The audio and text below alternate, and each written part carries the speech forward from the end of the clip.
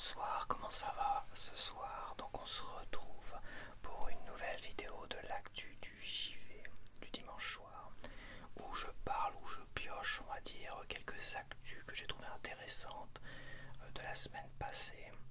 Donc là il y en a une qui vient de popper, alors c'est sur la chaîne d'Edouard, faut peut-être que je me rapproche un peu. La chaîne d'Edouard EMBTV où il parlait de Call of Duty qui serait repoussé à une date ultérieure. Donc je crois que les Call of Duty le dernier Call of Duty était prévu pour sortir sur toutes les plateformes en novembre, un truc comme ça. Donc évidemment, si tu me connais assez, je suis pas fan de Call of Duty pour en avoir déjà parlé. Un Call of Duty serait repoussé pour la sortie Switch 2. Voilà, les raisons on sait pas trop. Alors est-ce que c'est un problème d'optimisation graphique, voilà, FPS graphique, tout ça, un problème d'optimisation de stockage, parce que si à un moment donné ils décident de le sortir sur Game Keycard, ils décident de changer d'avis pour le mettre sur une pleine cartouche, parce que avec le bashing autour des Game Keycard, et ben le problème c'est si le jeu n'est pas optimisé pour aller sur une cartouche de 64 gigabits, donc optimiser le stockage. Donc là il faut réduire évidemment la définition, utiliser le DLSS, etc. etc. Donc oui, il y a peut-être un problème d'optimisation. Faut pas oublier que le dernier jeu qui a été repoussé c'était Sonic Racing de septembre à janvier-février, pour l'instant en tout cas. Et il était prévu peut-être un Game Keycard, hein, ça on le saura peut-être jamais. Et évidemment il va sortir en pleine cartouche, donc et Sega a communiqué là-dessus, sur la FAQ et tout ça, sur leur site, ils ont communiqué là-dessus. Ce qui est très intéressant, c'est comme je l'ai dit, à un moment donné, si vraiment les Game Keycard c'est la grosse foirade, tu vas voir qu'ils vont tous commencer à communiquer en disant pleine cartouche, machin, notre jeu est complet sur la cartouche, pas de Game Keycard, tatati tatata. Donc voilà, d'ailleurs avec Sonic Racing dans une FAQ, la FAQ du site je crois, hein, de ce que j'ai vu sur la FAQ du site, est-ce que ça sera une Game Keycard? La question, des questions, on va dire que Sega met sur leur FAQ, est-ce que ça sera une Game Keycard? Non, le jeu sera bien sur une cartouche 64 Go. Voilà, mais c'est un jeu qui va sortir en 2026, qui a été repoussé en 2026, alors que tous les jeux comme Persona 3, le remaster, remake ou je sais pas quoi là, il sort fin d'année, ça sera une Game Keycard, malheureusement ça a popé. Le Yakuza, alors je sais pas lequel, hein, je sais pas compter non plus, le 1 peut-être, ça sera une Game Keycard qui sort avant 2026, donc voilà. Je me répète, mais il faut un certain temps, Marvelous l'a dit, c'est des décisions qui se prennent des mois à l'avance, donc tous les jeux qui vont sortir 2025 au moins, tous les jeux éditeurs tiers qui vont sortir en 2025, ça sera des Game Keycard. Alors oui, il y a une question qui se pose aussi sur Hyrule Warrior, qui est c'est pas Nintendo directement qui va éditer Hyrule Warrior, c'est Toei Game, je sais même plus, peu importe, ça n'a pas d'importance, c'est pas dans mes informations mais je vais en parler aussi. Il est censé sortir fin de l'année, mais est-ce que ce jeu là finalement va pas sortir en Game Keycard aussi? Il y a des questions qui se sont posées là-dessus, c'est Marty Japan je crois qui s'est posé la question, et il a raison, vu que c'est pas Nintendo et que les éditeurs tiers ils ont choisi des Game Keycard. Bon. Après je pense que Pokémon c'est pas Nintendo, et Pokémon on a vu la jaquette, tout ça, ça sera bien une cartouche pleine, hein. Édition Switch 2 peut-être, mais cartouche pleine. Je pense que ça sera pareil pour Hyrule Warrior, je pense pas que Nintendo va commencer à sortir un jeu comme ça en Game Keycard, ça serait dramatique. Ça serait plongé... Enfin bref, cette information sur Call of Duty, c'est qu'il a été repoussé. J'ose espérer que c'est pour mieux l'optimiser, pour que ça sorte sur une cartouche pleine, mais après ça ne garantit de rien. Imagine que le jeu fait 150 Go et 150 Go en Game Keycard, il faut installer les 150 Go sur un espace de stockage, soit sur ton disque dur de 150 Go de la Switch 2, en espérant que faut dégager tout ce que tu as téléchargé à côté, quoi. Bon, avec la fibre ça va vite, hein, tu me diras, ok. Soit racheter une cartouche carte express, tout ça, 50 euros, doit être dans les 50 euros. Pour les 256 Go, ça doit être 50 euros. Oh, peu importe, de toute façon. C'est stupide de partir dans ce principe principe-là d'acheter des espaces de stockage au lieu de privilégier des jeux sur la cartouche complète. Mais bon, c'est comme ça. Après, je vais partir sur l'actualité. Il y a 2-3 éléments d'actualité qui sont intéressants à ce niveau-là. Et bon. Donc voilà, c'était une petite info comme ça. Donc je vais la mettre comme première information. Call of Duty a été repoussé pour la Switch 2, contrairement aux autres plateformes. Pour quelle raison? Bah ça, on le saura peut-être jamais. Donc la prochaine actualité, c'est la rétrocompatibilité. C'est dur à dire, la rétrocompatibilité totale. Et quand on dit totale, c'est total de Xbox.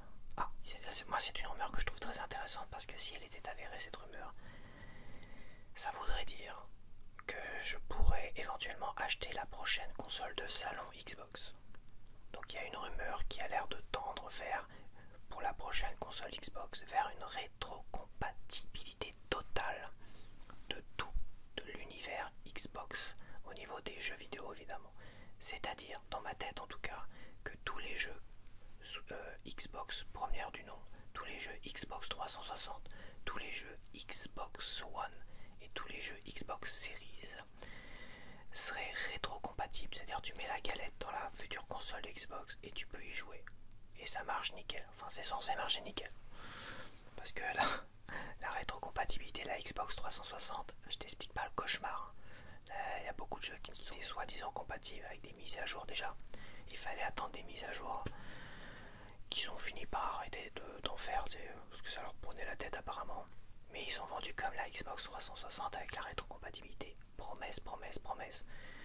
Quand la Xbox 360 est arrivée et que les gens l'ont acheté, oui mais faut attendre des mises à jour. On va faire des mises à jour pour rendre les jeux rétrocompatibles. Donc les gens ils priaient pour avoir leur jeu en rétrocompatibilité et certains ont pris encore d'ailleurs. Et quand des jeux comme Panzer Dragon Horta, là je prends cet exemple précis, qui était soi-disant rétrocompatible, un jeu Sega d'ailleurs, et qui finalement passait le deuxième, troisième niveau, bam, le jeu il plantait total, et ça c'était sur toutes les versions, c'était pour tout le monde. C'était pas juste un truc rayé, d'ailleurs mon jeu était pas du tout rayé quoi. Bref, la rétrocompatibilité Xbox 360 ça a été vraiment de la grosse merde finie. Après pour les autres consoles je ne sais pas. Alors si cette rumeur était vraie, oui ça me pousserait à acheter la console. J'achèterai la prochaine console Xbox de sa mère, voilà. Mais ça ne reste qu'une rumeur et déjà pour moi dans ma tête je l'achèterai à deux conditions. Que la rétrocompatibilité soit naturelle, que ce soit pas une histoire de mise à jour. Est-ce que c'est possible? Je sais pas, je suis pas programmeur non plus, hein. Mais il faut que ça soit naturel. Voilà. Même pour la Switch 2, tu vois, la Switch 2 c'était pas naturel, il faut des mises à jour. Après t'as des jeux qui passent naturellement. Mais il y a Tunic qui a pas une mise à jour, il passe. Mais bon, après t'as pas d'amélioration graphique, tout ça. Et voilà. Bon apparemment la Switch 2 on verra, il y aura peut-être des mauvaises surprises, hein. Il n'y a peut-être pas assez de recul pour ça. Il n'y a peut-être pas assez de recul et tout. Donc à voir. Est-ce que je viens de voir un commentaire, donc je me suis perdu dans ma discussion. Peu importe la Switch 2, on va mettre ça de côté pour l'instant. Moi, si ça sort vraiment rétrocompatibilité totale, avec zéro mise à jour, il faut prier pour avoir des mises à jour qui, pour certaines, ne fonctionnent pas. S'il n'y a pas tout ça, clairement, j'achète la prochaine Xbox. Et je me refais une petite collection de jeux Xbox première génération. Lost Odyssey que tu vas pouvoir enfin rejouer sans peut-être. C'est pareil, il faut pas que la prochaine console ait un bruit de CD comme la Xbox 360, hein. C'est un bruit ou un moteur d'avion de chasse. C'est juste insupportable. Les conditions qui me feraient acheter cette console, c'est rétrocompatibilité totale si c'est vrai. Pas de bruit de CD de ventilo, un truc qui fait un bruit du tonnerre, parce que passer de la Switch à ça serait insupportable. Je veux pas d'une Xbox 360 bis au niveau du bruit quoi. Pas d'histoire de mise à jour à la con, tout ça, faut que ça soit naturel. Et voilà, ça me conviendrait. Après, faut pas se leurrer, ces rumeurs là si elles ont popé, c'est pour redorer le blason d'Xbox qui ont pris un sacré coup dans l'aile avec toutes leurs histoires de licenciement et de licences arrêtées. C'est clairement, ça se trouve c'est des rumeurs créées par les fans pour, on va dire, calmer le jeu. Ça se trouve c'est même pas Xbox qui a balancé ces rumeurs-là. Ce qui serait pas étonnant, parce que Xbox part du principe quand même de Game Pass, Game Pass, Game Pass. T'as quasiment de moins en moins de jeux qui sortent en boîte physique. Dans tous les magasins, t'as quasiment plus de rayons Xbox, à part pour une ou deux consoles ou des manettes. Tu vois que des manettes. Donc voilà quoi. Donc la politique d'Xbox, du tout numérique, du tout connecté, tout ça, c'est ce qu'ils voulaient depuis la Xbox One. Ils y sont. Est-ce qu'ils sont heureux dedans? Bah apparemment ça rapporte de l'argent selon eux. Bon. Et bah écoute, voilà. Donc pour moi, je pense que ces rumeurs sont fausses, mais je voulais en parler parce que tu vois, si tout ceci était vrai, et bah je pourrais acheter la prochaine console Xbox, à nouveau retourner sur Xbox, mais vraiment pour la rétrocompatibilité. Les Game Pass, ils peuvent se le carrer au cul. Leurs jeux démat ou leurs Game Key Disc, leurs jeux qui sont même pas sur disque, ils peuvent se les carrer au cul, etc., etc., etc. Et je pense que les gens fans d'Xbox, ils sont écœurés pour plein de raisons. D'une, le portage de tous leurs jeux sur les autres plateformes. De deux, l'abandon du support physique, parce que Gears of War Reloaded, qui est une licence culte de Xbox, une des plus grosses licences avec Halo et Forza de Xbox, va sortir sur PlayStation en boîte. Alors est-ce que ça sera une Game Key Disc ou pas? Ça, à mon avis, ça sera une Game Key Disc, mais au moins ils auront une boîte, contrairement à la Xbox qui n'aura zéro boîte. Si ça, c'est pas un coup de putain, faut le dire, un coup de pute fait à ses propres fans et aficionados de Xbox et de Gears of War, je comprends pas quoi. C'est pour vous les joueurs Xbox, c'est bon, vous avez accepté les Game Pass, le total des maths, donc voilà, vous n'avez pas besoin de boîte de jeu. Vous voulez jouer à Gears of War Reloaded, vous l'achetez en démat ou vous prenez le Game Pass. Point barre. Ok.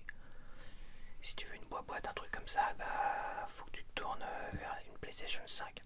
C'est quand même, franchement, faut vraiment des abrutis chez Xbox pour pas comprendre que c'est dégueulasse vis-à-vis des fans Xbox.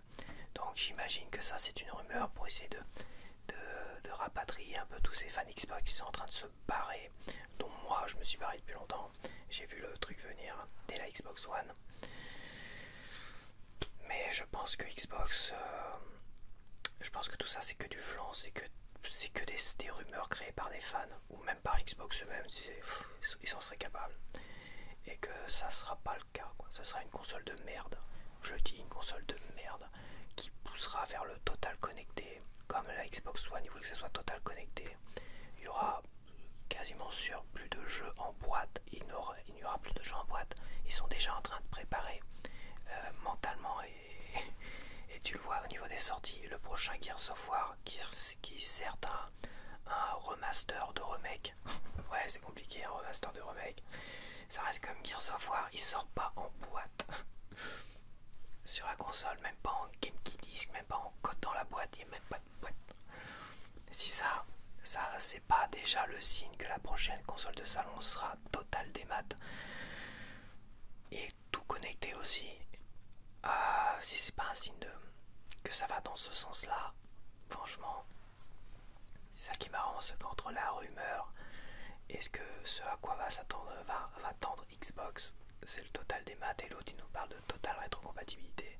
Je trouve que c'est vachement ironique tout ça pour rapatrier peut-être des fans Xbox ou se faire redorer le blason. Peut-être qu'ils vont changer d'avis, mais elle est déjà en développement la console, leur stratégie pour eux fonctionne, même s'ils licencient, pour eux ça fonctionne. Le Game Pass c'est un énorme succès. On va revenir sur le Game Pass parce qu'il y a une autre actu là-dessus. Donc après on va partir sur la deuxième actualité, des game keycards à 2$. Alors il y a des photos qui ont été popées d'un Walmart je crois, où là je vais te montrer les photos. T'as deux photos, t'as une photo, t'as un Split Fiction qui reste avec 2$, entre peut-être un Street Fighter 6 et tout ça qui sont encore plein pot, et un Yakuza 0 qui est vide, donc ils ont tout vendu à 2$. Alors là je vois quand même beaucoup, j'ai eu beaucoup de commentaires du ouais c'est faux, machin, c'est pas vrai, gna gna gna gna. Bah peut-être que c'est pas vrai, mais ça serait pas aberrant du contraire. Moi dans mon cas de figure, au niveau de la collection de jouets et de figurines, il y a plein de packs collector au niveau des maîtres de l'univers qui est une gamme de jouets américaine. Il y a plein de packs collector qui sortent dans certains Walmart. Alors je dis bien certains Walmart parce que les États-Unis c'est tellement grand que même beaucoup d'Américains vont courir entre certains Walmart et tout ça pour aller récupérer des packs collector exclus Walmart, toi. Et finalement, eux, ils ont le bec dans l'eau. Nous, chez nous, les exclus Walmart, ça vient en édition collector dans certaines boutiques de jouets et qui te les vendent évidemment plein pot. Moi, j'ai vu des trucs, des packs, j'ai au moins 3 expériences à ce niveau-là. Des packs que nous, on a acheté 90 euros, 60 euros, comptés vite soldats. Donc, c'est-à-dire que les scalpers, ils te les vendent 300 euros derrière sur eBay.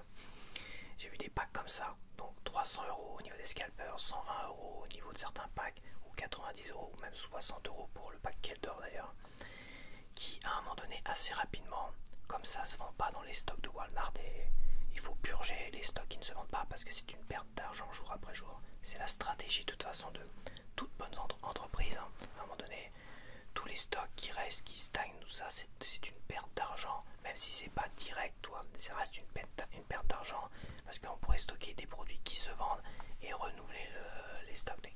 C'est ça, il faut que la machine tourne comme ça. Si à un moment donné, tu as des stocks, peu importe le produit, et elle arrive comme ça, allez, tu me dégages tout ça à quelques dollars. Et on a vu des packs de figurines, l'écœurement total, mais quand je veux dire des montagnes, et j'exagère pas quand je dis des montagnes, de 2 mètres de haut à 2-3 mètres de large. Les fans là-bas disaient bon bah chez nous on manque pas de pack. T'avais un musclor, un pack musclor Battle Armor avec le tic de combat argenté machin, enfin un truc qui était pas mal, qui avait de la gueule et que je n'ai même pas dans ma collection aujourd'hui, bon tant pis. Qui à un moment donné était vendu 90 euros, il est monté à 120 euros quand il n'y avait plus beaucoup de stock dans les boutiques de jouets. Et les scalpers, j'ai même pas regardé, mais j'imagine que. Et bah, ils étaient vendus une poignée de dollars. Alors, je sais plus, je crois que c'était 10 dollars. Je crois que même c'était descendu à 7 dollars. Peu importe, c'était une poignée de dollars par rapport à ce que nous, on pouvait payer par rapport à certains Américains qui n'ont jamais pu mettre la main dessus et qui sont obligés de payer plein pot des scalpers sur eBay. Et bah, t'avais des montagnes de packs collector, machin, tout ça, vendu une poignée de dollars. Faut que ça dégage, quoi. En gros, ça c'était dans le stock, ça se vend pas, ça prend de la place. Donc on crée une sorte de pyramide de figurines et on met en gros pas quelques dollars, 5 dollars, 10 dollars, quelques dollars, enfin je sais plus combien c'était, mais on était entre 5 dollars, 7 dollars et 12 dollars peut-être.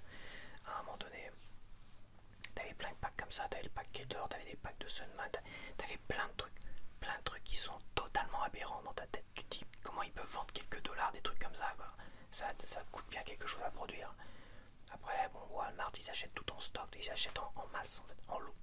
Ils achètent tout en lot, en masse, et à un moment donné, s'ils perdent d'un côté, ils se rattrapent de l'autre aussi.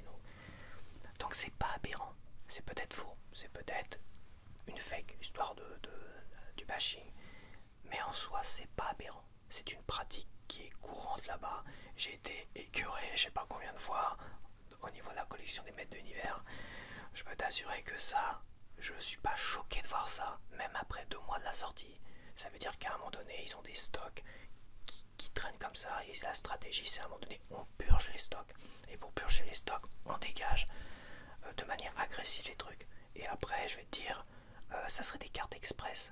Voilà, il y aurait une perte d'argent effective parce que les cartes express ont un coût, tu vois. Mais non, c'est des codes dans la boîte pour Split Fiction. Donc c'est du plastoc, il y a pour 1 dollar de plastoc, donc ils vont récupérer au moins 1 dollar quelque part, enfin j'imagine. Et pour les games qui card, bah, c'est pareil, ça doit coûter dans les 1 dollar parce que c'est rien, il n'y a pas d'espace de stockage réel. C'est une clé dont t'as même pas d'espace de stockage, c'est que du plastoc en fait. Donc à la rigueur, ça serait peut-être. Et encore, comme je dis, ils achètent tout en lot, même les cartouches pleines. Si à un moment donné ça se vend pas, ils les braderaient tout autant à 2 dollars. Voilà, c'est tout. Ils perdraient de l'argent d'un côté, mais comme je dis, du stock qui se vend pas, c'est une perte d'argent. Voilà, c'est peut-être plus psychologique qu'autre chose, mais c'est comme ça, c'est la stratégie des grosses entreprises comme ça, etc., etc. Mais ils se rattrapent d'un côté comme d'un autre. T'inquiète pas que ces gens-là, si aujourd'hui les Walmart et tout ça aux États-Unis, ça fait des années, des décennies qu'ils sont au top, c'est que c'est une stratégie qui fonctionne bien. C'est qu'ils se rattrapent à côté, hein, ils se rattrapent sur autre chose. Et tu vois bien Street Fighter 6 qui est encore vendu plein pot. qui est un jeu, je pense, le plus vendu en Game Key Card aux États-Unis. Yakuza 0 par exemple, aux États-Unis c'est quasiment sûr qu'il n'allait pas se vendre, alors que au Japon c'est la Game Key Card la plus vendue, tu vois. Ça dépend de la culture. Et Bravely Default, je pense que c'est pareil, ils se vendent assez bien un peu partout. Par contre, tu verras pas ça, je pense, des prix comme ça en France. Parce que il y a des taxes, il y a des machins, il y a des bidules en France, tu verras pas des prix aussi agressifs que ça. Même dans les Stockomanie, t'as pas des prix très agressifs. Des fois, t'as des mètres de New York qui pop. Ça reste moins cher, mais ça reste pas super. Ça reste pas $1 ou $2. Des figurines qui étaient vendues 15 € à un moment donné en boutique. Certains Stockomanie ont vu ces figurines arriver à 5 €. Bon, entre 15 € et 5 €, bon, la différence, elle n'est pas de ouf, quoi. Donc en France, tu verras pas ça. Mais aux États-Unis, je suis pas étonné. Et ça rejoint ce que je disais, c'est que les Game Key Cards, ou même les trucs code dans la boîte, ça a tellement foiré que la communication est très discrète là-dessus aujourd'hui. Elle est devenue très discrète. On a eu un peu de communication au bout d'un mois, très négative. Et à un moment donné, les gens, ils ont dit on ne parle plus de ça, parce que ça pousse les gens finalement à ne plus consommer ces produits-là, pensant qu'on va peut-être changer la donne. Et est-ce qu'ils vont changer la donne ou pas? On a de la communication qui commence à arriver à droite à gauche pour les cartouches, des sondages, des machins, mais le sondage ils l'ont viré assez rapidement parce que beaucoup de gens ont répondu négativement sur le démat et les Game Key Cards, alors que le sondage orienté vers le démat et les Game Key Cards, c'est genre on est trop bête pour comprendre que c'est génial et fantastique. En gros c'est ça, c'est comme les politiciens d'aujourd'hui, on est trop bête pour comprendre qu'il faut payer plus de taxes et bon allez. Je pense qu'on va voir, je vais pas spéculer, pour moi ça a l'air de sous-entendre que les gens ils sont bloqués, fâchés contre ça, ce qui est normal. Voilà, une nouvelle console ça attire le regard. Quand tu arrives avec une nouvelle console et 90% des jeux, foutage de gueule des maths, avec des gros bandeaux blancs, c'est vrai, il y en a qui disent s'ils avaient pas mis les bandeaux blancs avec Game Key Card, s'ils avaient pas communiqué sur les Game Key Card et tout ça, et bah ça se trouve les gens ils auraient acheté machin tout ça et les gens ils s'en seraient foutus. Bah non, je pense pas. Je pense pas quand même. Parce que autant, je me répète encore, Hogwarts Legacy quand je l'ai acheté je faisais la gueule et je dis ah c'est bon machin, mais je vais pas faire ça avec 90% des jeux. Voilà, Hogwarts Legacy, maintenant j'ai fait attention, je me dis je vais faire attention. Ils me le sortent sur Switch 2 en pleine cartouche, je l'achète. S'ils me refont le même coup, j'attendrai voir les retours, je l'achèterai pas. Bon, est arrivé les Game Key Cards, donc déjà ça a été clair, net, marqué en gros. Pas de foutage de gueule, pas de baise. Et maintenant je suis pas pris au dépourvu. Non mais je pense que on verra bien. Je vais pas trop en parler parce que mais ça me fait rigoler, c'est l'actualité. L'actualité qui avance toujours autour de ces saloperies de Game Key Card. J'ai bon espoir quand même que ça change. D'ailleurs, la troisième actualité, c'est aussi très intéressant. C'est la trilogie de GTA qui était sortie sur Switch 1 en code dans la boîte, on va dire. C'était que des codes dans les boîtes. Donc la première trilogie, les trois premiers, je ne suis pas très connaisseur de GTA. Donc à première vue, cette première trilogie qui était sortie en code dans la boîte, Rockstar Games a décidé de la ressortir sur Switch, la première. Mais cette fois-ci en pleine cartouche.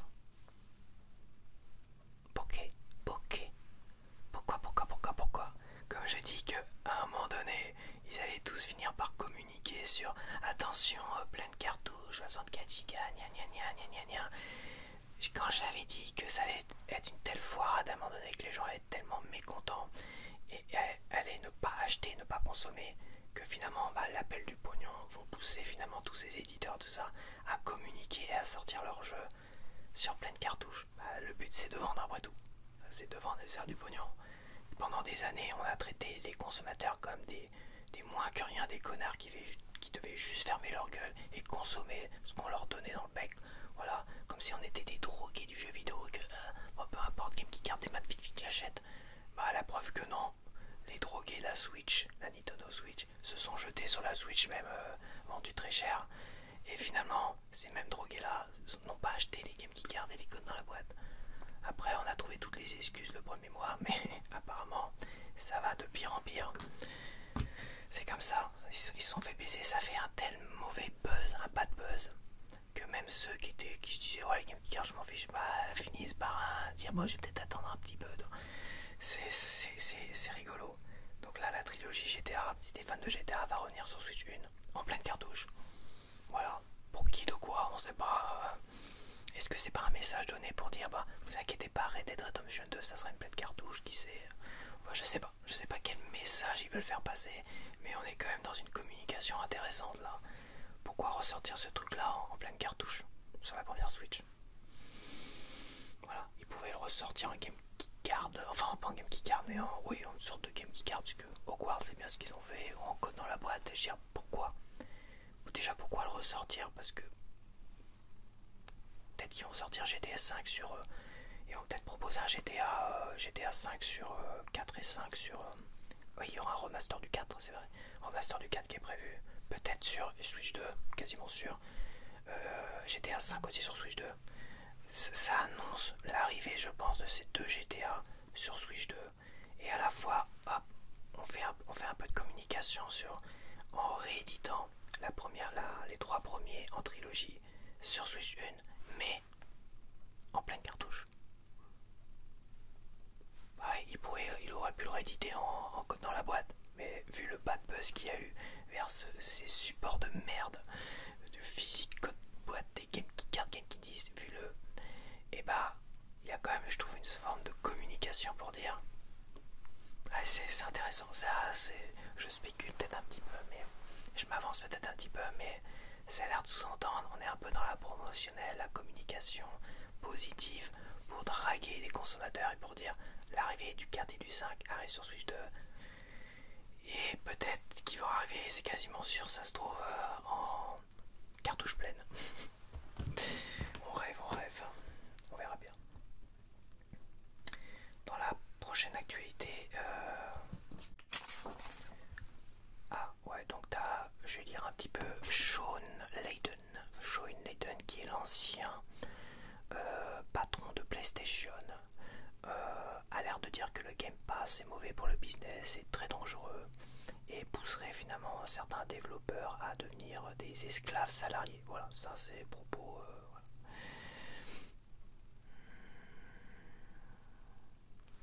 Voilà. Alors, tout de suite, je vais tacler ce gars-là.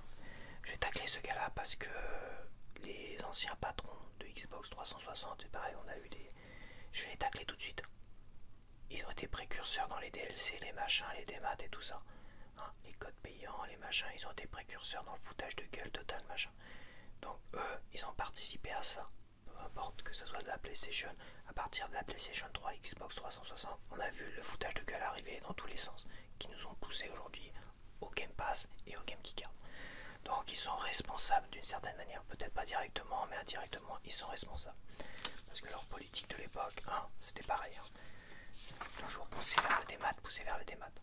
Après, je comprends cette histoire d'esclaves salariés parce que un Game Pass, par exemple, imagine Microsoft a des développeurs à sa botte, pour eux seulement. Et à un moment donné, les développeurs, ils ne sortiront leur jeu que sur Game Pass. On tend vers ça, que vers du Game Pass. C'est-à-dire que Microsoft va passer une commande et va dire je vous donne tant d'argent et vous me faites la suite de tel jeu, vous me le sortez en 3 mois, donc on les pousse un peu au cul, etc. etc. Après, bon, ils se répartissent l'argent, voilà, ils se font de l'argent. Est-ce qu'on peut parler d'esclavage? Peut-être pas, mais en fait, ces histoires de Game Pass, c'est qu'il n'y aura pas ils peuvent pas espérer, tous ces développeurs, avoir un succès comme Expedition 33 avec Clair Obscur, avoir un succès et pouvoir se faire des thunes derrière, en fait, parce qu'ils sont pris au piège dans cette histoire de Game Pass où c'était à la commande, en fait. C'est Microsoft qui passe une commande, il donne l'argent qu'il veut, il faut que ça soit fait en quelques mois, une année, tout ça. Graphiquement, il faut que ça soit, voilà, ça dépend des jeux, tout ça. Donc c'est un peu Microsoft qui passe une commande et à la fois ces gens-là, ces développeurs ne pourront jamais bénéficier du succès de leur jeu et ne pourront jamais savoir si le jeu s'est vendu à tant d'exemplaires, tout ça, parce que finalement c'est un game pass, c'est-à-dire que leur jeu est noyé dans la masse et on pourra toujours avoir des chiffres de combien de joueurs a téléchargé le jeu gratuitement, on va dire. Enfin, c'est gratuit, oui. Combien de gens a téléchargé le jeu, combien de gens a téléchargé le jeu, combien de gens ont joué plus d'une heure au jeu, donc on aura des stats un peu à la con comme ça, mais eux, même s'il a énormément de succès en téléchargement, eux, ils ne gagneront pas plus d'argent. alors que le format des maths à l'unité, donc vendu plein pot à l'unité, ou le format physique à l'unité, et ben là on a des chiffres qui tombent, des chiffres de vente, on a de l'argent qui tombe dans les poches aussi des développeurs. Tu vois ce que je veux dire? On a des chiffres qui tombent, et si le jeu a énormément de succès comme Clair Obscur et Expédition 33, et ben tu sors des produits dérivés, des CD, des vinyles, des machins, des éditions collector qui vont revenir et tout ça, etc. etc. Et même ceux qui ont découvert le jeu sur le Game Pass ont acheté leur petite édition physique, comme quoi le physique il a quand même une grosse importance. Et bah ce succès là autour d'un jeu grâce au physique, même on va dire au démat vendu à l'unité, et bah il est palpable et ça rapporte de l'argent aux développeurs et ça permet un succès toujours grandissant aux développeurs. Expédition 33, les développeurs ils vont devenir c'était peut-être un double A, enfin un double A, triple A, mais à l'avenir ils vont sortir des triple A de fou quoi, parce qu'ils ont eu un succès énorme et les revenus rentrent. Les producteurs et développeurs de Stellar Blade en Corée du Sud, et bah vu le succès, bah ils s'enrichissent, les développeurs, ils se voient offrir plein de consoles et tout ça, les salaires augmentent j'imagine, enfin toi t'as l'argent qui rentre, voilà, parce que c'est vendu en édition physique, en édition des maths, à l'unité, tout ça, et ce système de à la Netflix et tout ça, où c'est noyé dans ce magma de jeux où les gens vont peut-être y jouer, pas y jouer, déjà ça pousse finalement à ne... ça pousse les gens à ne pas y jouer finalement.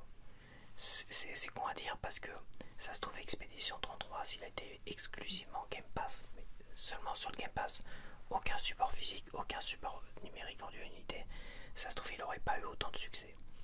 Parce que les gens finalement l'auraient testé sur Game Pass, ils auraient peut-être joué sur Game Pass, Microsoft n'aurait pas communiqué dessus, on n'aurait jamais rien su du succès de jeu là, à part peut-être des gens qui auraient parlé sur X et tout ça, dire ah le jeu est fantastique et tout. Mais le fait qu'il y ait eu énormément de ventes, et on parle de 3 millions, de 4 millions, toi c'est monté, entre les jeux des maths et même les jeux physiques, des soldats de jeux physiques, et là ils te sortent plein de coffrets, je veux dire, c'est palpable, le succès est palpable et l'argent rentre dans la poche des développeurs. Là où pour ceux qui sont exclus Game Pass, alors je sais pas s'il y en a aujourd'hui, je pense qu'il y en a peut-être des petits développeurs qui sont exclus Game Pass. Ça sera jamais palpable, ça sera oui des sortes d'esclaves salariés où ils sont esclaves de Xbox qui passera des commandes et leur donnera le peu d'argent qu'il aura envie de leur donner, et s'ils sont pas contents à un moment donné, hop, il fait fermer le studio et il sabote tout ça, il dégage tout ça. Donc c'est vrai que c'est pas bon pour le business. Le Game Pass c'est vraiment pourri quoi. Autant je vais te dire, on peut comparer, c'est vrai qu'aussi dans l'interview là, Sean Layden compare ça avec la musique, Spotify et tout ça, et il dit au moins la musique, les artistes, même s'ils vendent moins de CD, et bah ils peuvent se produire en spectacle et se rattraper sur les places de spectacle. C'est pour ça aussi que les places de spectacle ont augmenté, ont doublé, triplé, ou parfois t'as des prix aberrants. C'est qu'à un moment donné, tous ces artistes là ne se rémunèrent plus assez avec le format physique des CD, des coffrets collectors. Ils n'arrivent plus à assez bien se rémunérer comme ça parce que la plupart des nouvelles générations sont Spotify, machin, tout ça, achètent plus de CD. Contrairement à moi qui achète encore des CD et tout ça. Et bah les gens, au moins les artistes peuvent se rémunérer à côté grâce au spectacle. Voilà. Ce que ne peut pas faire les éditeurs, les développeurs. Les développeurs peuvent pas faire ça.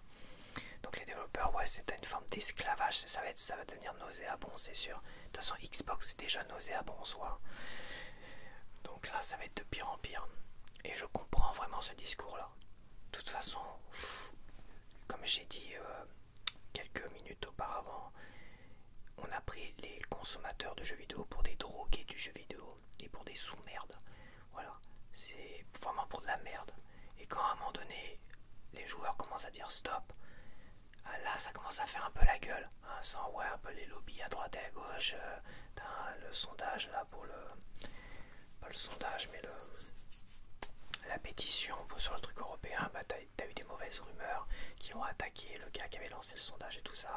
T'as eu plein d'éditeurs qui se sont mobilisés pour dire oui mais faut nous comprendre nous les beaux éditeurs. Tu vois ce que je veux dire? Il y a une telle pression qui est faite aujourd'hui, il y a un vrai combat, hein. Il y a un vrai combat entre les consommateurs qui disent stop au foutage de gueule. Voilà. À l'époque de Steam, quand moi je suis parti de Xbox,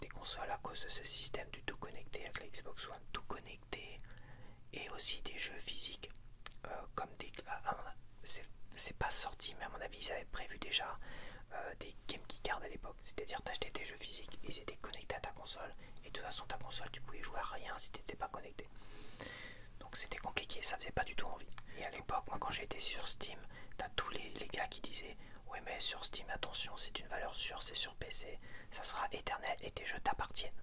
Tu les achètes en démat mais tes jeux t'appartiennent, tu pourras y jouer quand tu veux, même si tu ne seras pas connecté sur internet. En plus, tu peux jouer au multijoueur gratuit, et c'est toujours le cas, tu peux toujours jouer au multijoueur gratuit. Donc les avantages du PC ils étaient énormes. Sauf qu'un jour, les juges sont arrivés et ils ont fait, suite à une condamnation, machin, enfin une procédure, ils ont dit ah non, attendez, non, vos jeux ne vous appartiennent pas, que vous les achetez 70 € en démat ou 70 € en physique, les jeux ne vous appartiennent pas. Alors, je sais qu'il y en a qui disent oui ça a toujours été le cas, oui ça a toujours été le cas, les films ne nous appartiennent pas en quelque sorte, mais quand tu achètes un film par exemple en DVD tout ça, ça a toujours été, t'as pas le droit de le partager, t'as pas le droit de le pirater tout ça, ça c'est illégal. Donc la valeur morale là-dedans c'est que t'as pas le droit de pirater cette œuvre là qui t'appartient pas, mais tu l'as acheté, t'as le droit de le consommer comme tu veux, t'as le droit de le revendre, t'as le droit de le partager à tes potes, t'as le droit de montrer le film à tes potes et tout ça en privé. En public t'as pas le droit de le montrer et t'as pas le droit de pirater. Bon ça a toujours été le cas, ça a toujours été le cas, sauf que là avec les jeux vidéo à un moment donné ils peuvent t'interdire l'accès à ton jeu même en physique. Avec une mise à jour sur une console, boum, ils t'interdisent l'accès à ton jeu. T'as des jeux multijoueurs, ils ont arrêté. Des jeux qui ont été vendus 60-70 €, tu pourras plus y jouer. Bon, après ils se sont arrangés avec The Crew, là, Ubisoft, tout ça. Mais en fait, aujourd'hui, il est clair et définitif que les jeux ne t'appartiennent pas, tu peux pas faire ce que tu veux avec. Ça a toujours été le cas.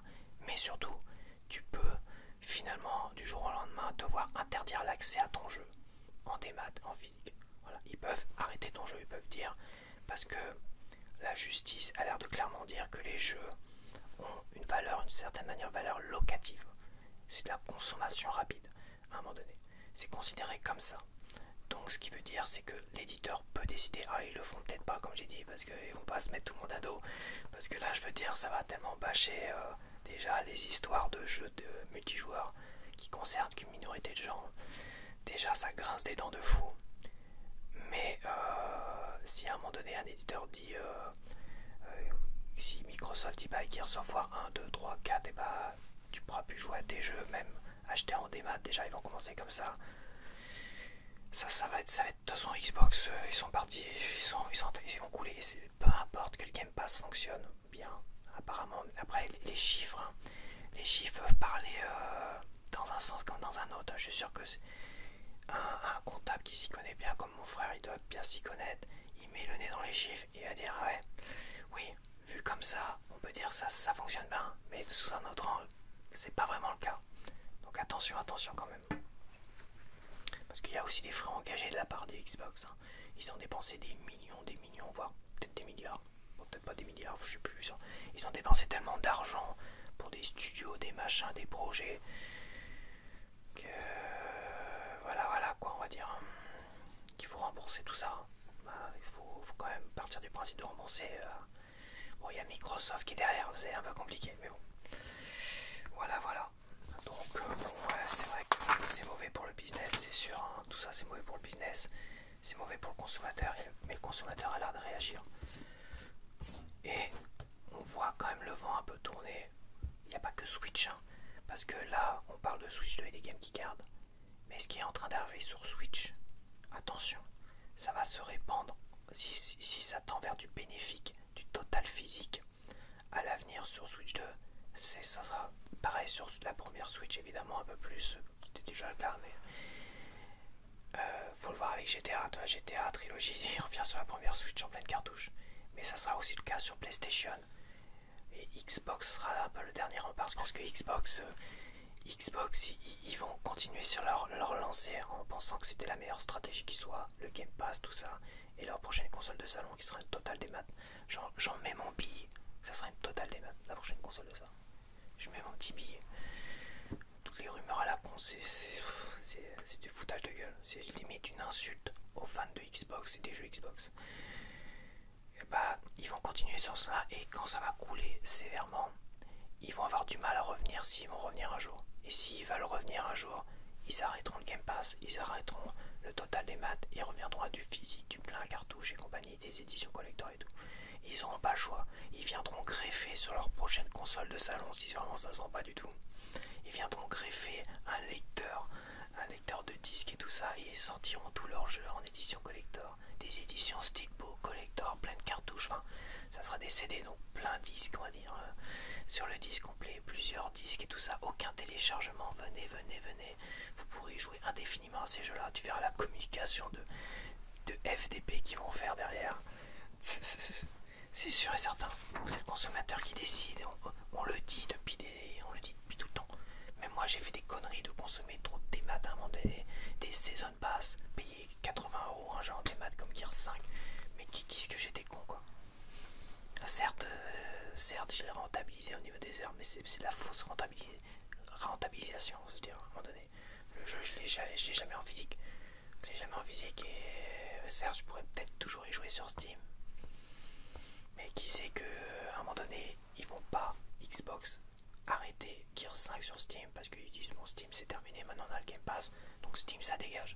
Donc tous les jeux qu'on a proposés, donc on pourra plus jouer à Gears 5 sur Steam, voilà. Il y en a marre, c'est de peur en fait. En fait, on nous a menti. Après, on nous a dit ah ça vous appartient pas, on nous fait peur comme ça. Putain, je suis consommateur, je suis censé être respecté quand même, bordel. Et maintenant, ils voient que le consommateur réagit et avec ses sous, vote avec ses sous et consomme moins, c'est leur merde de démat et compagnie. Et là, ils commencent à dire mais Xbox va continuer. Je peux te parier que Xbox va continuer dans leur délire. Et quand ils vont s'effondrer totalement, ils reviendront peut-être en pleurnichant, en suppliant les consommateurs de revenir vers eux. Mais ça va être dur quand même. En dernière actualité, on a Kirby Air Riders. Donc on a Masahiro Sakurai, qui est le développeur de Smash Bros. Et Kirby Air Riders a souhaité les 20 ans de sa société il y a peu, donc la société Sora, et a ajouté qu'ils montreront bientôt du gameplay pour Kirby Air Riders. Alors ce sera peut-être pas la Gamescom, mais comme on sous-entendait qu'il allait y avoir un nouveau Nintendo Direct en septembre, ça sera sûrement pour septembre, début septembre. Quasiment sûr que début septembre, on aura un Nintendo Direct Nintendo où on parlera du 40e anniversaire de Mario Bros. On aura peut-être une bonne surprise, soit un nouveau Mario qui va popper, qui sera annoncé, soit une collection Mario sur Switch 2, de vieux Mario. Donc ça on sait pas, on verra bien. Donc voilà. Donc c'est une bonne nouvelle, on va peut-être en voir un peu plus. Ça fait quand même beaucoup de jeux de course, je trouve, pour la Switch 2. Hein. Super Mario World, bon, que j'ai totalement délaissé. Voilà, j'ai fini par totalement le délaisser. Bon, bah, c'est comme ça. Sonic Racing, il me fait pas plus envie que ça parce que bon, vu que j'ai pas réussi à accrocher à Super Mario World, à Kart World, Mario Kart World, ouais, ça. Vu que j'ai pas plus que ça accroché à ce jeu-là, il est très bien comme jeu, mais le multijoueur il est à chier et le jeu est totalement incomplet. Le jeu est totalement incomplet. C'est totalement incomplet en fait. Et je vais pas revenir dessus parce que j'ai déjà critiqué le jeu là. Et j'ai déjà passé tous les défauts qu'il y avait sur ce jeu là. Et c'est vrai que ça donne pas envie d'acheter un Sonic Racing derrière. Peu importe qu'il soit sur pleine cartouche, je dirais à un moment donné. Sega ont fait tellement de la merde. Moi je voulais Shinobi en pleine cartouche sur Switch 2. Je l'ai sur Switch 1 en code dans la boîte. Donc super Sega. Donc bon voilà, il va falloir que Sega me caresse dans le sens du poil pendant des mois et des mois, voire des années pour que je revienne, que je les encourage en achetant leur jeu, même plein de cartouches. Donc Sonic Racing, je pense pas que je l'achèterai. Et Kirby Air Riders, bon, c'est un jeu Nintendo, garantie plein de cartouches. Donc oui, le développeur c'est Sora, mais c'est comme Hyrule Warrior, les Chroniques du Sceau, ça sera un jeu plein de cartouches. C'est sûr et certain. Enfin j'espère, vaut mieux pour eux quand même. Parce que là à mon avis, là si déjà la colère des joueurs, des consommateurs, elle était à son summum à cause des Game Geek Card, il te sort un jeu Nintendo Hyrule Warrior en Game Geek Card. Là ça va chier des bulles. Hein. Je te le dis, là ça va chier dur. Là ça va être autre chose, ça va être un autre niveau. De toute façon, avec la Switch 2, on ne peut plus passer à côté de tout le démat. Je vois beaucoup d'influenceurs du jeu vidéo, tout ça, ils en parlent le minimum parce que oui, ils sont en association avec Nintendo, ils sont invités à jouer, ils reçoivent des jeux gratuitement. Donc ils en parlent un petit peu, histoire d'en parler un petit peu parce que ça fait débat. Mais après, quand ils parlent de plein de jeux qui arrivent, ils ne parlent pas de ce problème-là. Alors que tous les jeux qui arrivent en Game Geek et compagnie, les gens sont pas contents. Ils en parlent un petit peu, puis après, voilà, voilà, pour pas fâcher Nintendo, pour pas fâcher les éditeurs, ils préfèrent éviter d'en parler.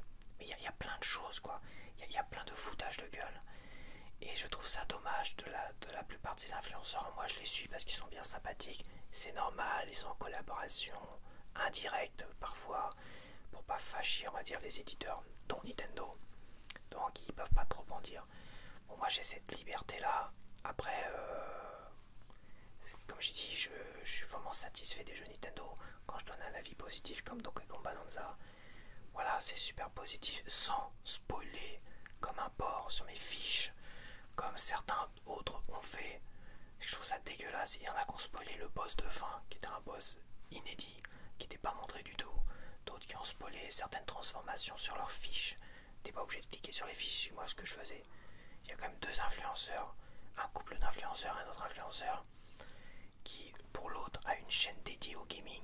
Là je me suis arrêté tout de suite. Parce que si c'est pour me spoiler des jeux que j'ai pas encore fini, quoique lui il a fini après moi, mais c'est pareil.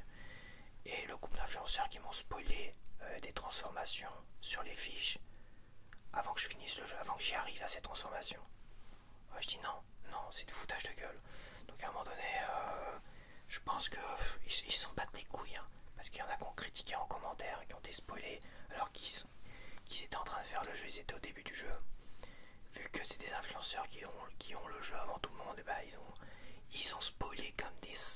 C'est écœurant, ça m'a écœuré. Alors ils sont bien sympathiques, le couple est très sympathique et tout ça. Ils sont vraiment très gentils comme tout. Mais à un moment donné, je peux pas suivre des gens qui me spoilent comme ça, etc., etc. Donc je trouve que si je devais donner une critique à tous ces influenceurs professionnels, c'est qu'à un moment donné, il faut quand même parler des problèmes qui fâchent, des problèmes des consommateurs. Parce que le consommateur, c'est aussi le gars qui te suit, qui suit ta chaîne et tout ça. Il faut aussi parler des problèmes. Et à la fois, surtout ne pas spoiler. Il faut parler aussi au consommateur qui est déçu, qui est écœuré, et ne pas spoiler derrière. Donc bon oui, il y en a, ils critiquent les Game Geek Card, mais ils achètent toutes les Game Geek Card qui soient. Oui mais je collectionne. Bon, ok, tu collectionnes, t'achètes les Game Geek Card, tu critiques les Game Geek Card, t'as tous les jeux gratuits en démat, tu spoil tout le monde. Bon, à un moment donné, ta chaîne Total Jeu, machin, je vais pas la suivre quoi. C'est tout, je dis, à un moment donné, autant il est bien sympathique aussi, ils sont très sympathiques et j'aime beaucoup. Mais à un moment donné, je trouve qu'ils s'écartent un peu du sujet et du problème actuel. Il faut aussi en parler. Et ce problème-là, je vois bien que c'est du bout des doigts, du bout des dents, quand ils veulent bien en parler. Et je trouve ça dommage. Je trouve ça dommage. Il faut en parler parce que ça bouge. Et ça bouge vers le positif. Voilà, ça bouge vers le positif et il faut en parler quand même. Même si c'est pas négatif quand ça tend vers le positif. Mais ça va déplaire évidemment au chef ultime Nintendo et les éditeurs, hein, parce que bon, je peux comprendre. Moi en tout cas, je vais en parler pour l'instant. J'ai pas d'association, je suis pas inscrit, enfin pas de collaboration, je suis pas inscrit comme journaliste jeux vidéo. Et j'ai pas envie de m'inscrire comme journaliste jeux vidéo. J'ai pas envie d'avoir des jeux gratuits. Alors s'ils veulent me payer pour que je déballe une de leurs consoles qui m'enverront gratuitement, il n'y a pas de souci, ou des jeux physiques, il n'y a pas de souci. Mais je sais que ça va être du total des maths, que je serai pas forcément payé pour ça, et d'être invité pour n'en dire que du bien alors que tu joues à une grosse merde comme ça en direct, c'est compliqué. Ça serait compliqué pour moi, me connaissant.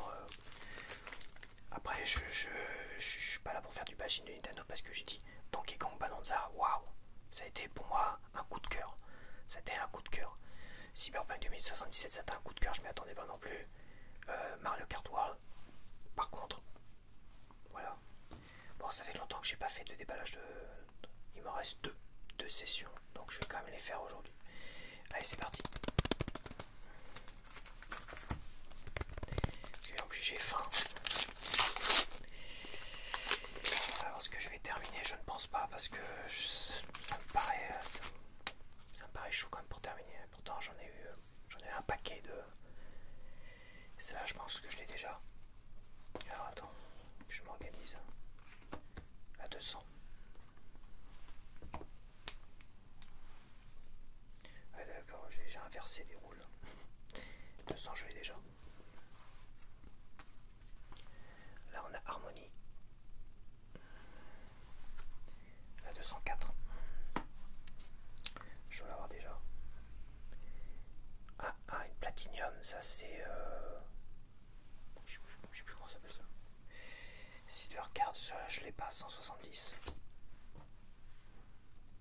Ouais, je l'avais pas.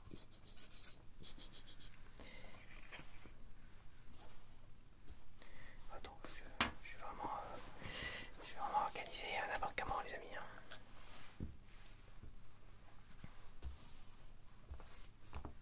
Mario, la toute première, je l'ai déjà. King Bobon, moi je dois l'avoir déjà. 97. Donkey Kong en close-up, je l'ai déjà. 31. Bébé Peach en close-up, je l'ai déjà. 29. Et Roy en 61, je pense que je l'ai déjà.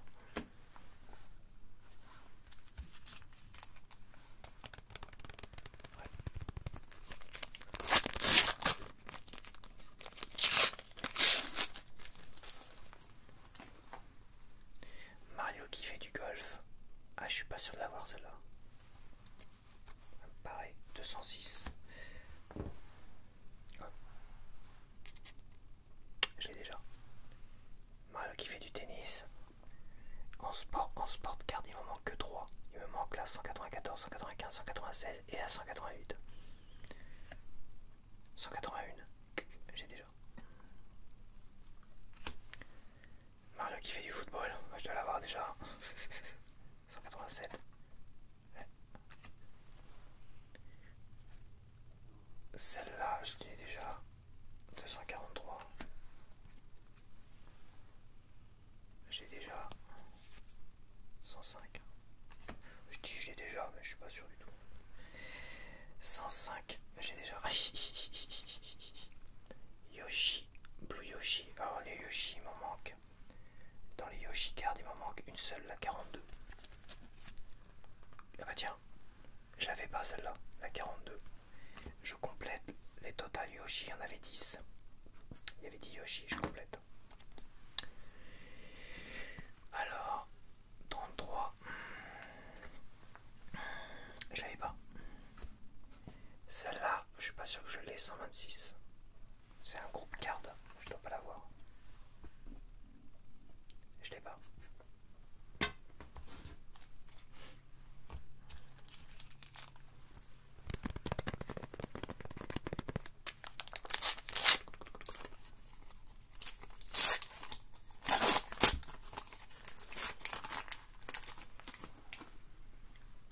Mario qui fait du surf, je dois l'avoir. 216. Todd en silver, en golden, 148. Je l'ai déjà. 92. J'ai déjà. La une, je l'ai déjà. Celle-là, je l'ai déjà eu tout à l'heure en plus. 78. Je l'ai pas la 78. Je l'avais pas celle-là.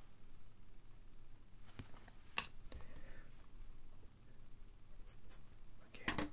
Harmonie en close-up, je dois pas l'avoir. 24. Je l'ai pas.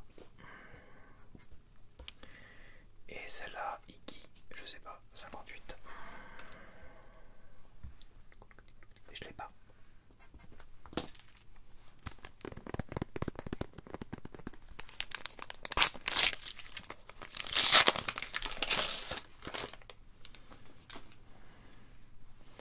Luigi en gold. Je suis pas sûr, Luigi en gold. 146.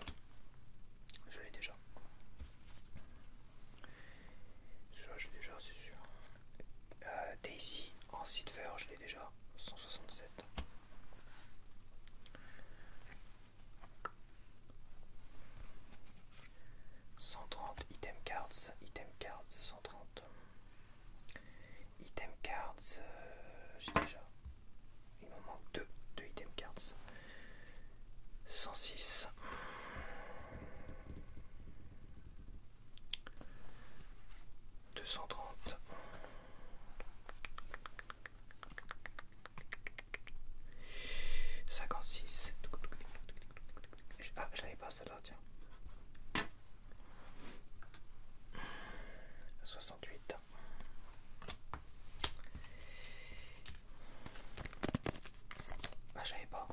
l'avais pas non plus. Ah, ça se complète quand même. J'ai l'impression que je vais avoir que des doubles, mais en fait ça se complète quand même pas mal.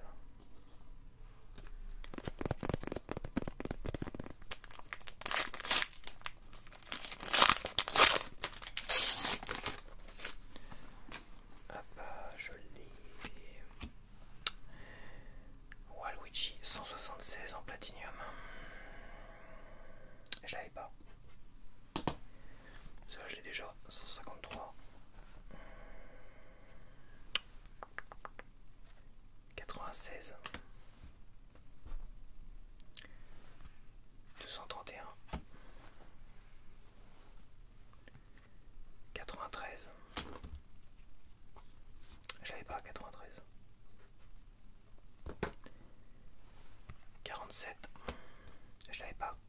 Todd et Toadette. Ah bah je complète Todd et Toadette. J'ai complété, donc il y avait 8 cartes Todd et Toadette. Et j'avais pas de Todd. Donc j'ai complété Puzzle Card, Todd et Toadette, Yoshi Card. Et c'est tout pour l'instant.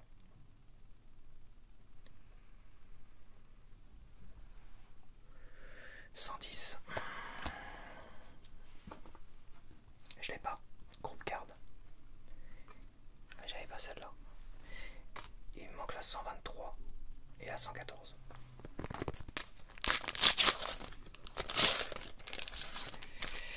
Ah, mon ventre qui réclame à manger, qui va m'emmerder à faire plein de coupes. 202.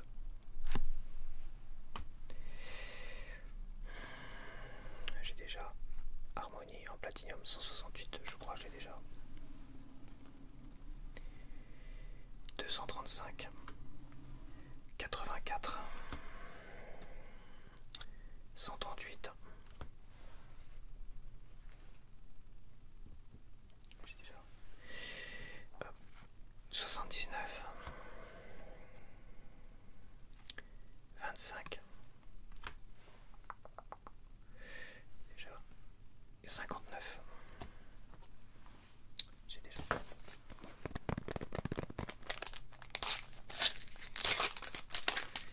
À mon avis, je compterai la semaine prochaine. La semaine prochaine, je ferai la totale et je verrai déjà celle qui me manque.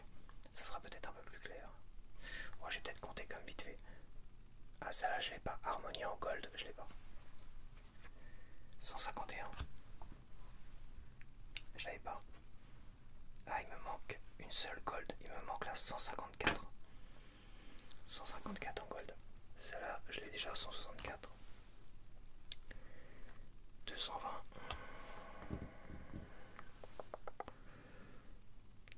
220, j'ai déjà. 233. J'ai déjà. 105. J'ai déjà. Waluigi 36, je dois déjà l'avoir. Close-up card, il m'en manque 2, 20, 22, 71. Et en caractère card, il me manque la 2, il me manque Luigi. Et il me manque la 4. La 4, ça doit être Daisy peut-être. 81. 71, j'ai dit 71 et 81. J'ai déjà. Bon bah voilà. Je vais compter tout ça.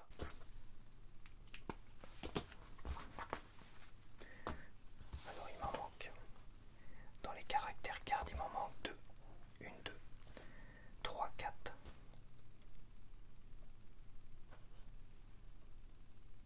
5, 6, 7, 8, 9, 10, 11, 12, 13, 14, 15, 16, 17, 18, 19, 20, 21, 22, 23. Il me manque 23. C'est pas mal quand même, il me manque 23 trading cards. Il me manque 23 trading cards sur 252. Voilà, il me reste 7 pochettes, c'est-à-dire l'équivalent d'aujourd'hui. Plus 3 pochettes que je me suis gardé. Ah, tu les vois peut-être pas. Que je me suis gardé de côté. 3 pochettes neuves, comme à mon habitude. Donc il me reste 7 pochettes, donc il me reste l'équivalent de ça à ouvrir. Pour 23 cartes. faisable. C'est faisable. On verra bien. Bon voilà, je te laisse avec un gameplay de Street of Rage 4, hein, tu l'as compris. C'était peut-être pas une surprise. Et donc un gameplay sur Nintendo Switch 2. Un jeu Switch 1 sur Switch 2. Maintenant voilà. Comme ça permet aussi de tester les jeux Switch 1, voir s'ils fonctionnent bien sur la Nintendo Switch 2, s'il n'y a pas de bug. Tu vois, Tunic, je l'ai terminé. Il n'y a pas une mise à jour graphique, ça c'est sûr, pas du tout de mise à jour. Tu le mets dans la console, il fonctionne. Les temps de chargement sont un peu longs, il y a un petit effet flou. C'est normal hein, par rapport à l'édition Switch 1 et j'ai pu terminer tout ça, donc il fonctionne bien, pas de bug, pas de machin. Dungeon of the Endless, j'ai eu 4 fois ou 3 fois. 3 fois j'ai été booté du jeu, alors que le jeu ne chauffe pas du tout. Il a carrément moins que sur Steam. Quand t'as plein d'ennemis, il a carrément moins, quoi qu'un tout petit peu. Mais sur Steam, j'avais vu laguer de fou, quoi. Sur Steam, il laguait comme un fou. Donc sur Switch 2, en tout cas, il a quasiment pas. Il ne chauffe quasiment pas. Je peux jouer 2-3 heures. La console est même pas tiède, elle est froide. Par contre, il me jette du jeu comme ça. Il m'a jeté du jeu 3 fois. Donc, petit problème technique. Et je pense il était dans les compatibles, hein, les rétrocompatibles. Il n'était pas dans les jeux à problème. Et bah, il y a un problème. Voilà. Mais bon, Cyberpunk 2077, il m'a jeté du jeu 2 fois aussi. Ouais, il m'a jeté 2 fois. Peut-être 3. Non, 2 fois. 2 fois du jeu. Donc voilà, je te laisse avec ce gameplay de Street of Rage 4 et on se dit à la semaine prochaine pour un nouvel actu du JV. Allez, bye bye.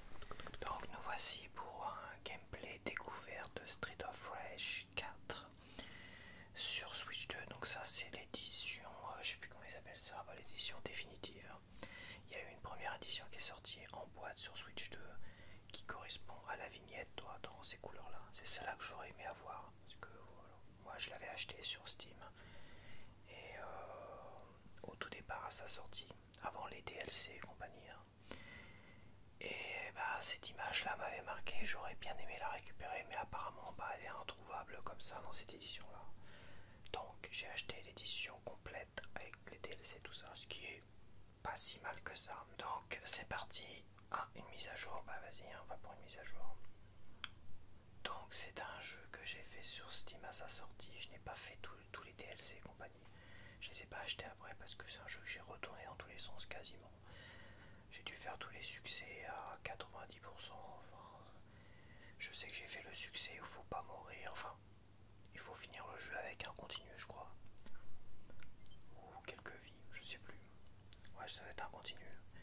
Donc c'était assez balèze. Après il y avait des challenges où chaque niveau fallait être niveau S et tout ça.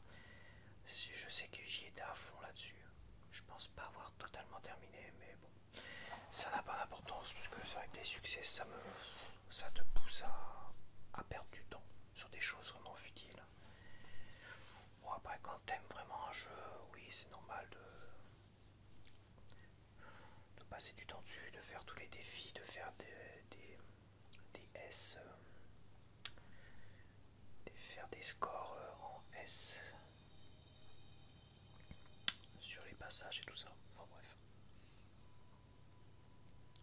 Mais c'est vrai qu'une fois passé énormément de temps dessus, alors je sais pas combien d'heures exactement, peut-être une vingtaine, trentaine d'heures, hein, parce que ça va vite un jeu comme ça. Je pense pas que j'ai passé plus d'une trentaine d'heures dessus, mais une trentaine d'heures bien costaud quand même. À fond les ballons. Peut-être plus, faudrait que je regarde. Enfin peu importe, après j'ai totalement décroché, ils ont sorti un DLC un peu tard. Et ça m'a pas poussé à l'achat, ça m'a pas poussé à... je pense que déjà j'ai commencé à me dire stop avec les DLC. Je commence à en avoir un peu marre des DLC et compagnie qui sortent en plus après. Donc voilà. Comme bah ouais.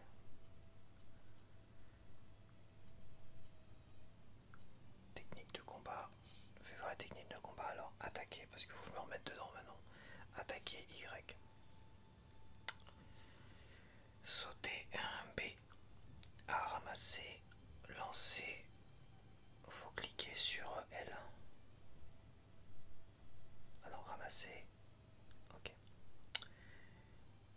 spécial défensif X. Donc ça consomme de l'énergie, une jauge. Coup spécial offensif. Et sauter, coup spécial aérien. Les coups spéciaux enlèvent de la vie. Frapper. Ah ouais, ils enlèvent de la vie, c'est vrai. Ah, il n'y a pas de jauge d'énergie, de magie. Je sais plus, je crois que sur Street of Rage 2 c'est ça. Sur le 1 c'est différent parce que tu appelles des collègues à la rescousse. Alors je sais que beaucoup disent que le 1 est nul à chier et que le 2 c'est le meilleur des Street of Rage. Je suis pas du tout d'accord. Parce que moi Street of Rage c'est mon tout premier Street of Rage. On l'a retourné dans tous les sens avec mon frère en difficile, très difficile et tout ça, on l'avait fini et tout. C'était un jeu extraordinaire je trouve pour l'époque. Et même si le 2 était beaucoup plus beau quand il est arrivé, je l'ai trouvé beaucoup plus fade en fait. Et le 3, non j'en parle même pas, le 3 c'était nul. Le 1 pour moi c'est clairement le meilleur. Les musiques étaient vraiment géniales, marquantes.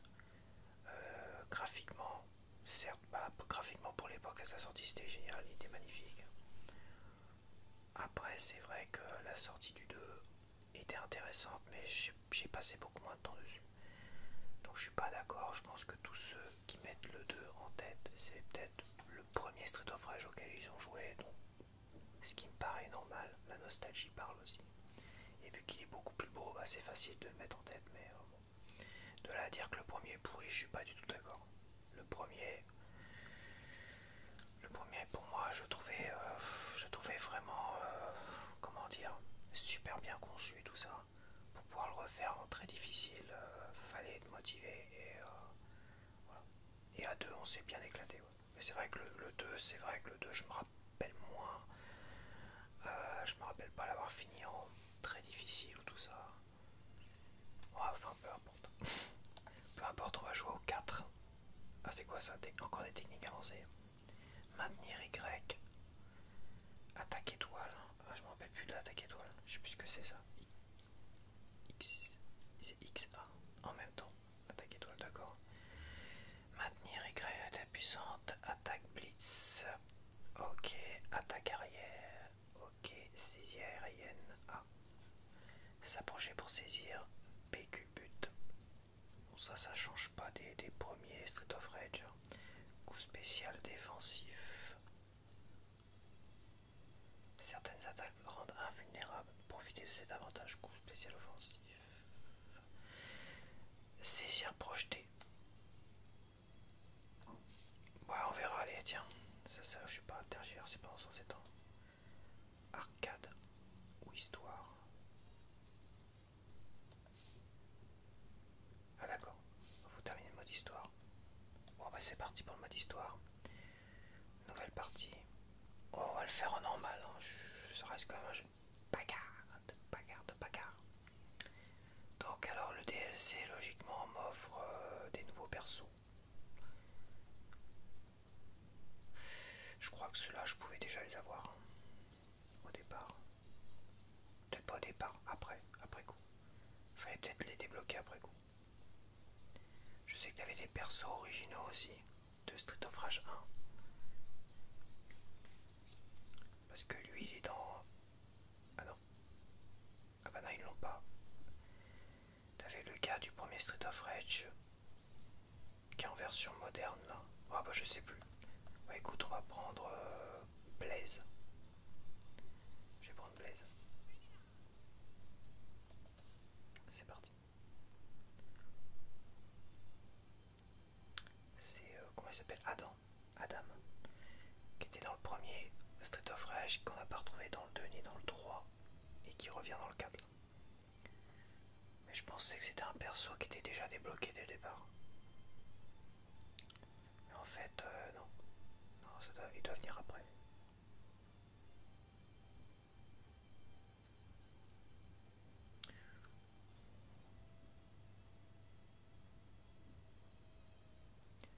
Donc c'est vraiment sympa de voir revenir Street of Rage 4. Malheureusement c'est pas Sega qui est derrière. Je sais pas si Sega a édité la version physique. C'est possible mais bon. C'est tout quand tu vois le genre de licence que Sega a totalement abandonné alors que ça appartenait à Sega quoi. comment dire, ça a de quoi casser. Et c'est une vraie réussite, hein. On retrouve vraiment le...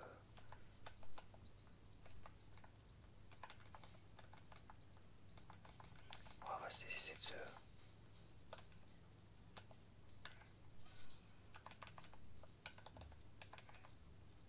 Ok.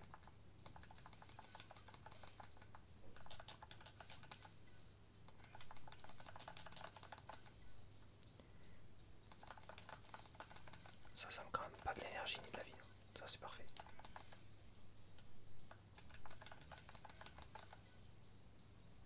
Ok.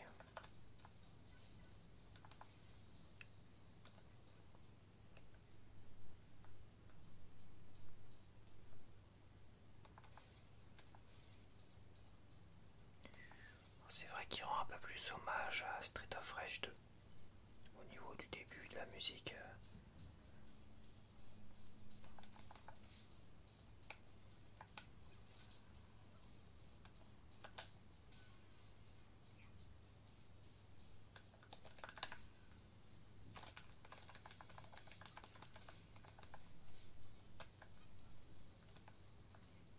Ça va revenir. Surtout que bon, c'est certains, la plupart des coups, ça reste des coups des premiers Street of Rage donc.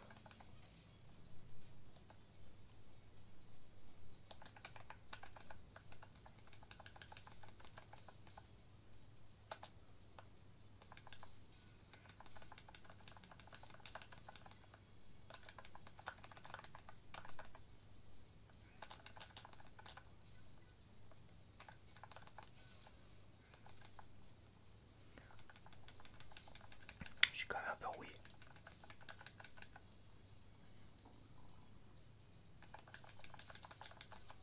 Ouais, ils font des épercutes qui t'empêchent de leur sauter sur la tronche. Eux, ils te font des glissades dans les pattes là, des tacles.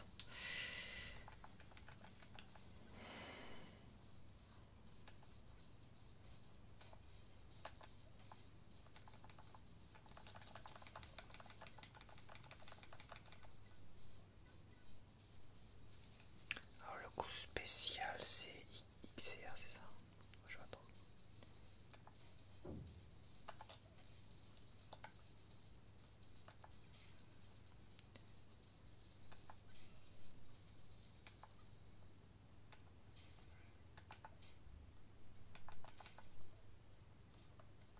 Ah, foiré.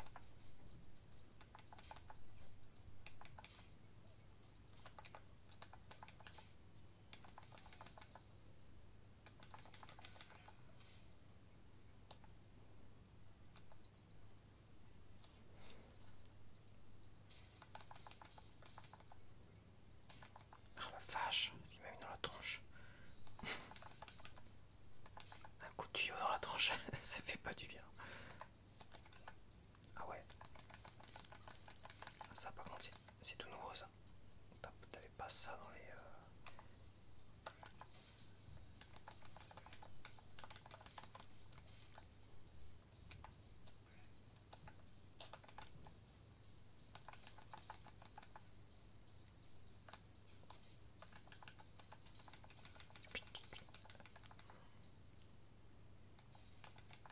Oh vache.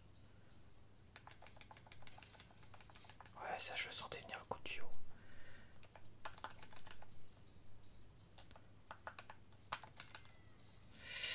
Le coup spécial en sauté, je me rappelle plus comment on fait. Déjà. Dégage-toi.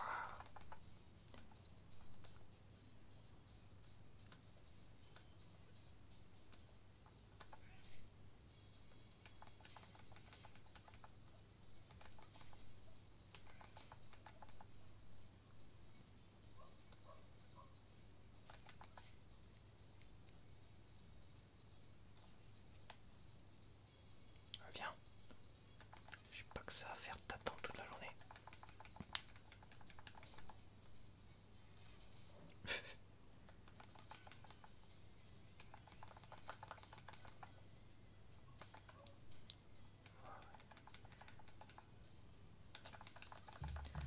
Ouais, t'avais un succès aussi, il fallait pas te faire toucher, je crois, c'est ça, pas perdre d'énergie.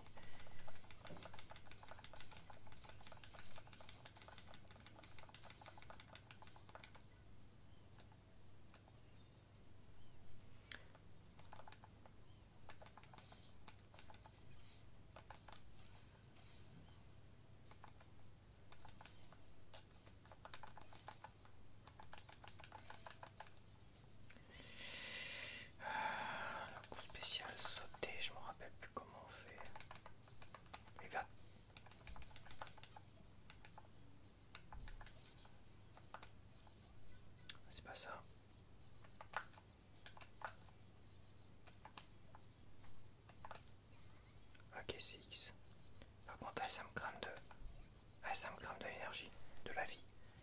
Ouais, carrément. T'as la zone verte, c'est la zone que tu peux éventuellement récupérer si t'arrêtes. Okay. Ah, il y avait un truc comme ça, c'est vrai. Donc ça c'est mon coup spécial. Et celui-là non. Celui-là non. Celui-là je peux en abuser apparemment. Sans perte de vie.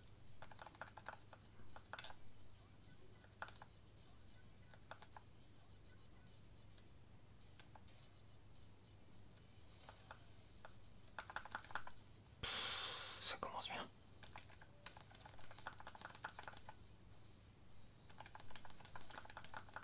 Je crois que dans les modes de difficulté supérieure, ils sont plusieurs. Ils doivent être deux.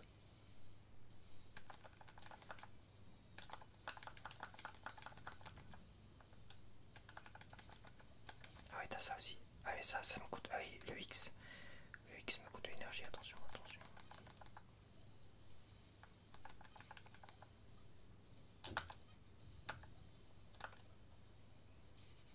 Qu'est-ce que je suis en train de foutre? Quand je cherche mes boutons. Oh, il a pas été trop dur à tuer apparemment.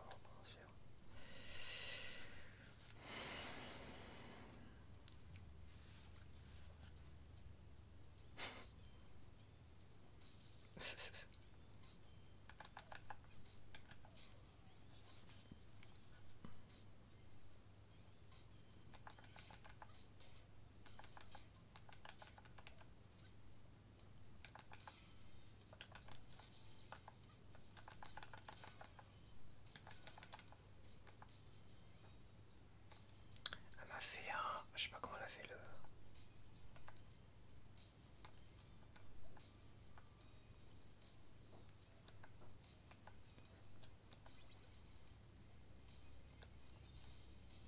Merci bien.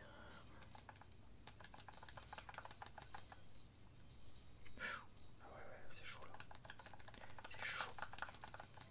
C'est chaud, mais en plus ils sont équipés de couteaux.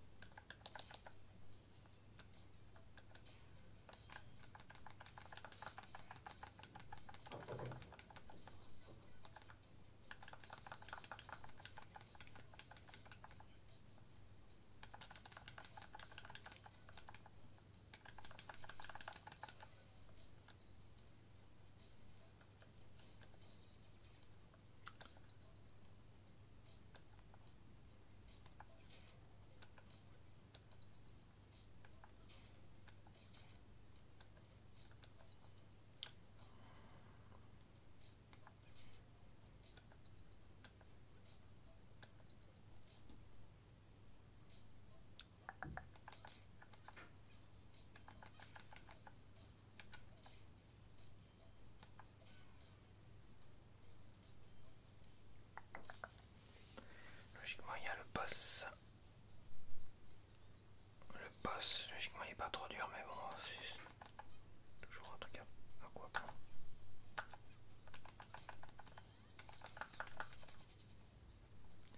Attends, je sais pas ce que j'ai comme...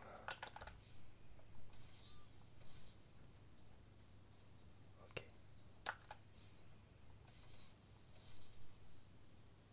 Ça a pas l'air de la toucher, c'est bizarre.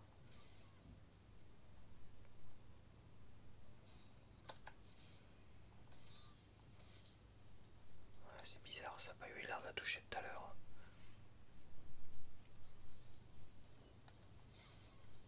Par contre, faut que j'arrête de faire n'importe quoi.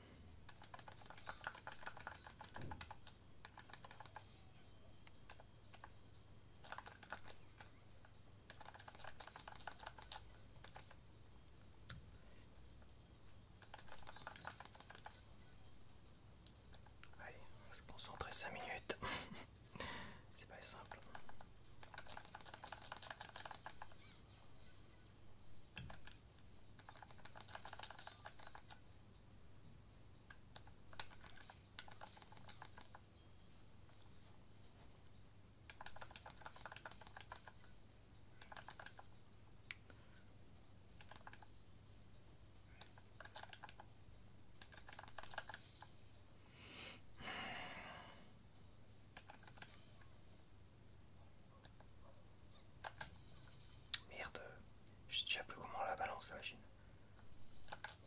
Voilà, dans ta gueule.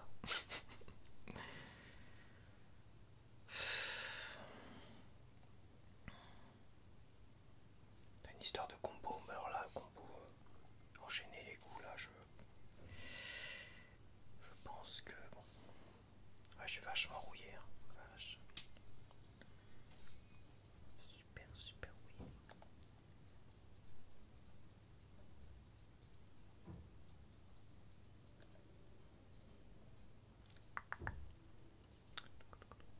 Qu'est-ce que ça circule là? Attention.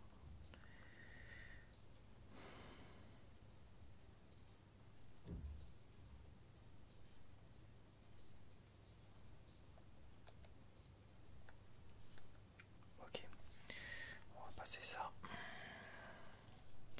Est-ce que c'est un jeu que je vais refaire à 200%, enfin 100%, 90% même? Je ne sais pas.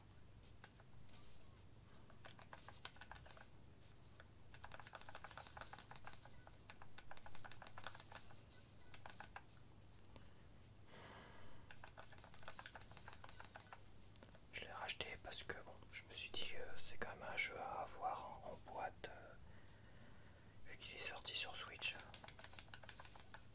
Ce serait quand même dommage de ne pas en profiter, de ne pas l'avoir dans sa petite collection de jeux.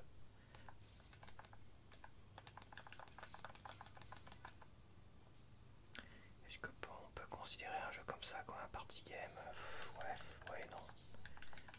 Party game, c'est, je pense, des jeux auxquels on puisse s'affronter entre potes, comme Speedrunners, comme Super Mario Kart World. Ils sont déjà en train de percer des trous. Un jour férié, ils percent des trous. Je vais faire pause. Le problème, c'est que t'as toujours l'impression qu'il y a des gars qui emménagent, qui déménagent là-dedans. Qu'est-ce que c'est pénible.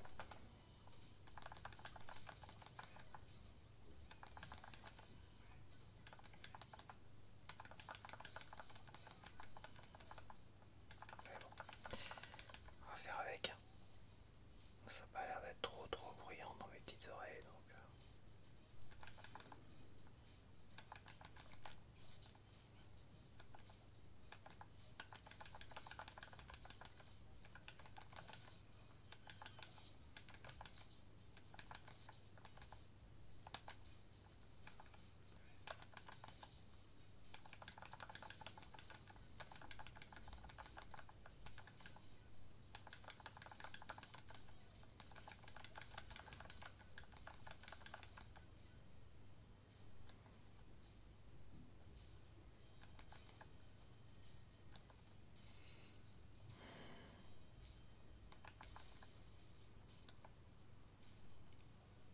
Qu'est-ce que c'est que ça? Je me rappelle pas de ça. Ça c'est le premier premier Street of Rage.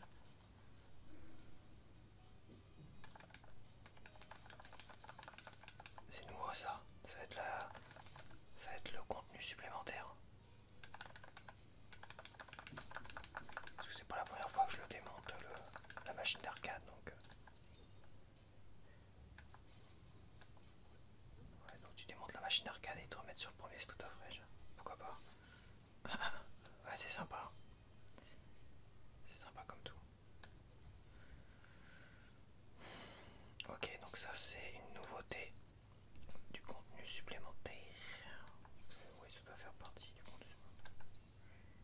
À moins que je me rappelle plus, mais ça serait étonnant quand même.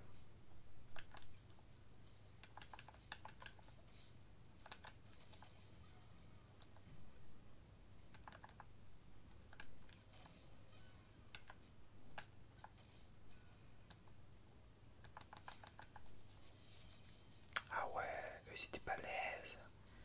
Fallait leur fracasser leur bouclier. Quoique. Bon, après j'ai joué dans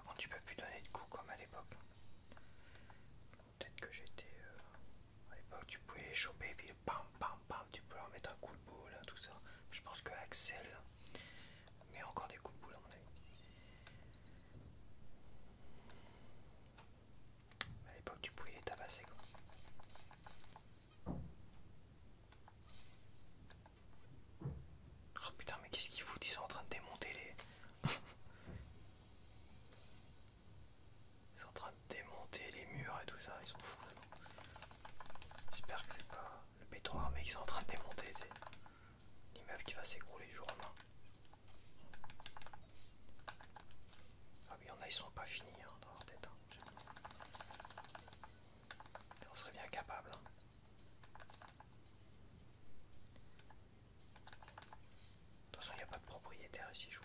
Enfin, il n'y a pas de propriétaire. C'est que des locataires, logiquement. Logiquement.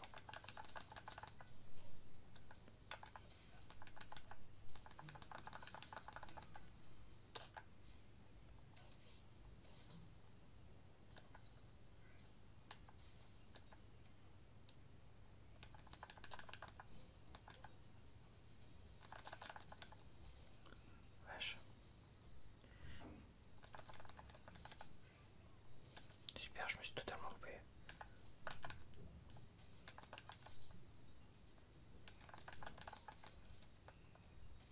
Quel enfoiré de sa race. Il va peut-être se calmer.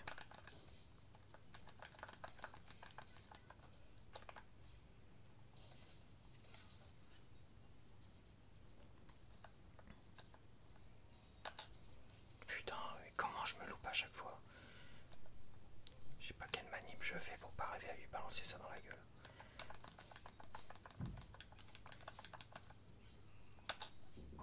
Tu vois, je sais pas.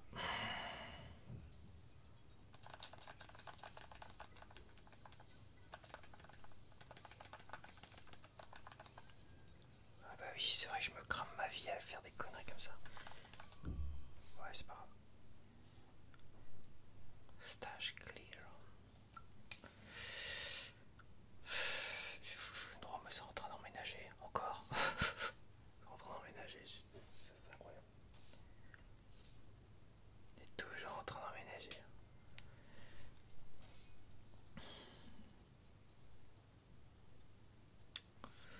Enfin bref.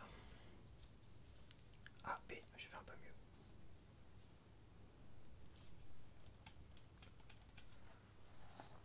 Alors.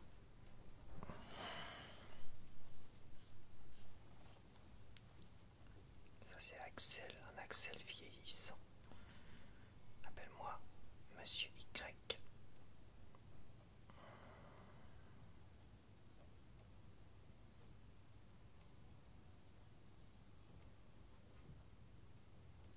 Je me demande si on peut jouer à 4 en même temps à là. Je crois que oui, non. Peut-être pas. À moins que ce soit juste à 2.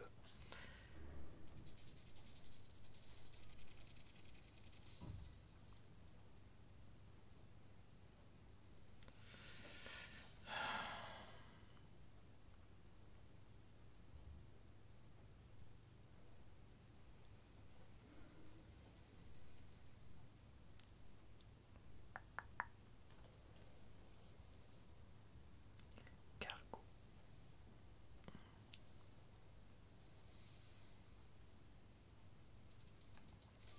Ah oui, c'est vrai. Ah puis je crame déjà ma vie. Incroyable. Ouais, c'est un peu laborieux, mais c'est vrai que le temps de retrouver ces marques, c'est dur.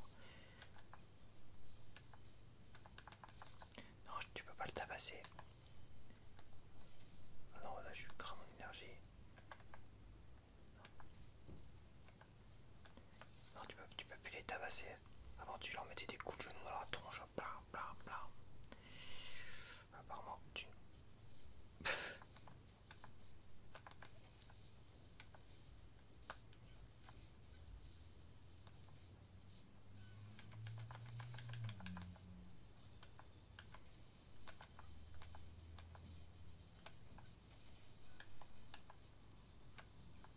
C'est quoi ça? Je me rappelle plus qu'il y avait des parapluies.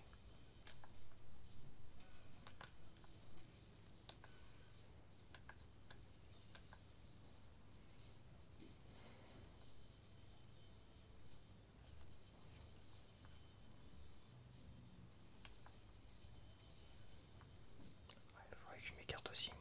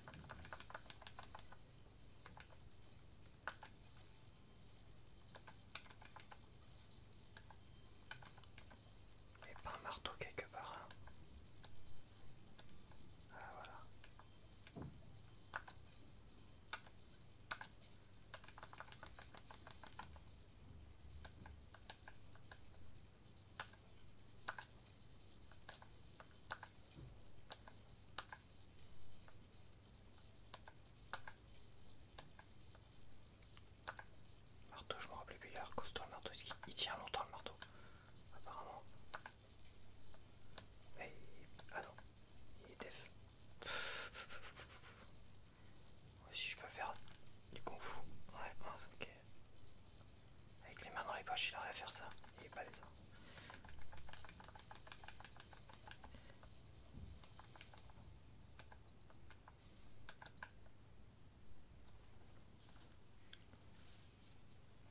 Ouais, ouais, ça, je me rappelle ça.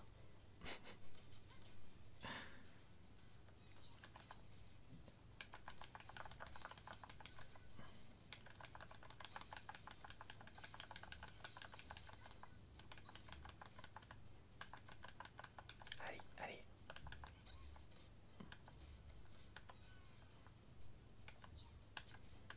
Ah si. Ah si. Un coup là, regarde. Tu peux leur donner qu'un coup de genou.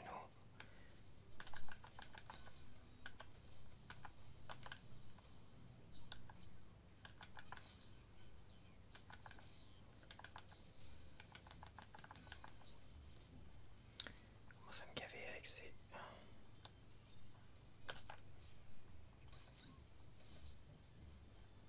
Ouais, c'est pas super efficace. Hein.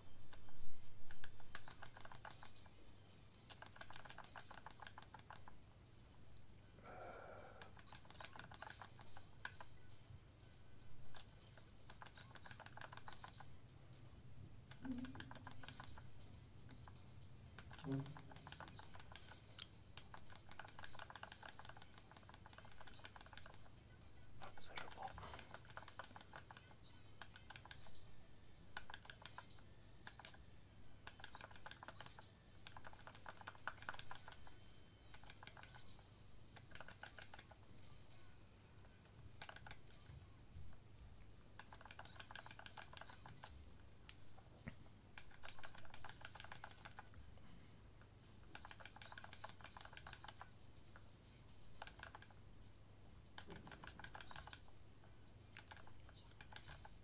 Excellent. Ah ouais, excellent, c'est moi qui en prends plein la tranche surtout.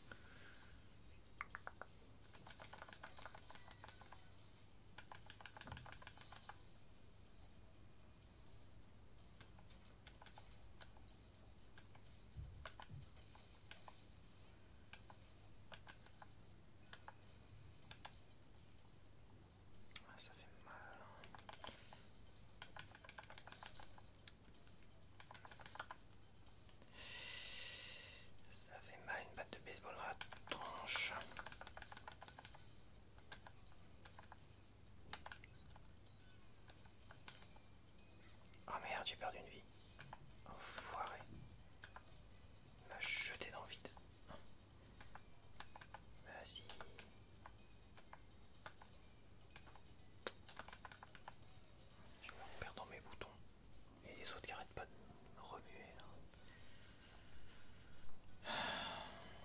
Ah là là là là.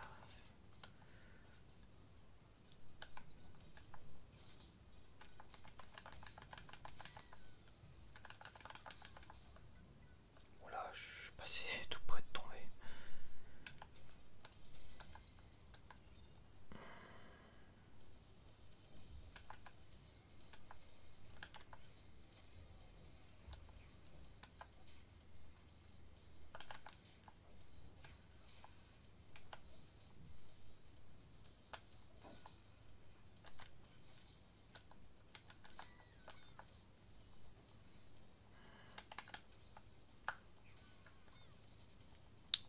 Je joue avec le feu.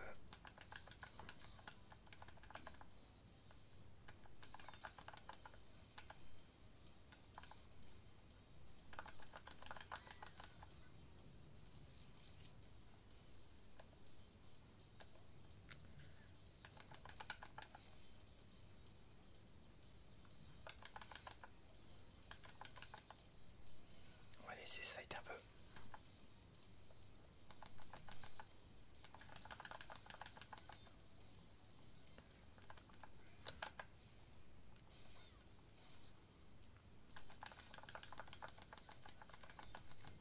Cravache.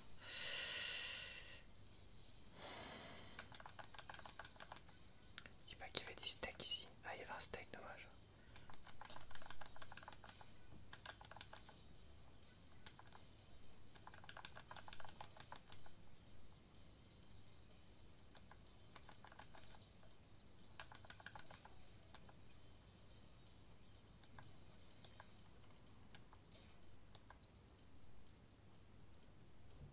Attends, il y avait pas un truc là.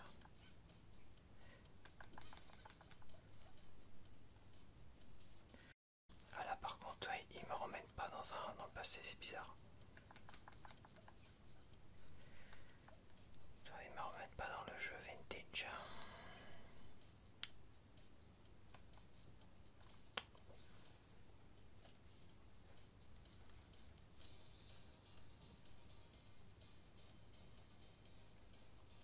T'as des petits remix des chansons originales là, comme celle-là, toi.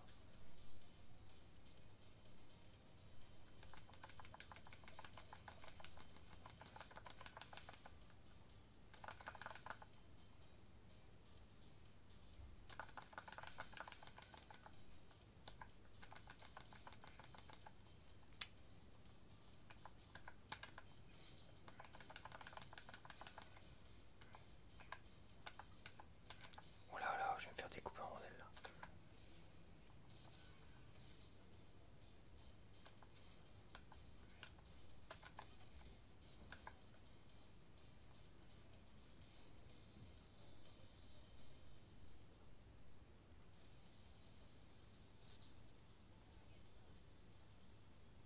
Estelle, c'est bizarre, je me rappelle pas ici.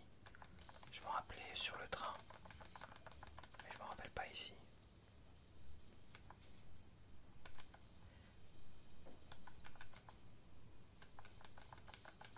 Je pense pas qu'ils en ont enlevé par rapport à l'original. Ah, ça c'est le hommage au premier Street of Rage.